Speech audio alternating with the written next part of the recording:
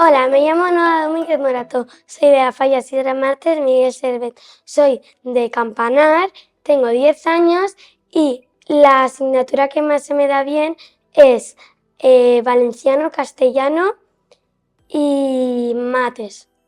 Soy fallera desde que nací, me apuntó a la falla mis padres.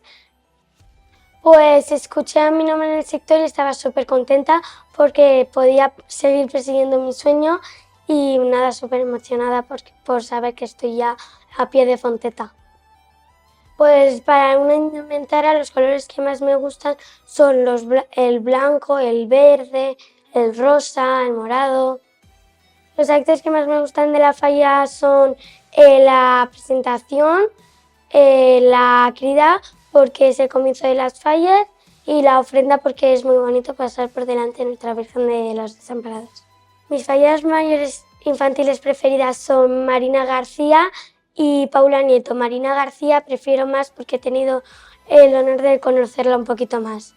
Yo quiero ser fallera mayor infantil de Valencia porque creo que es muy bonito representar a toda la ciudad de Valencia y porque es mi sueño.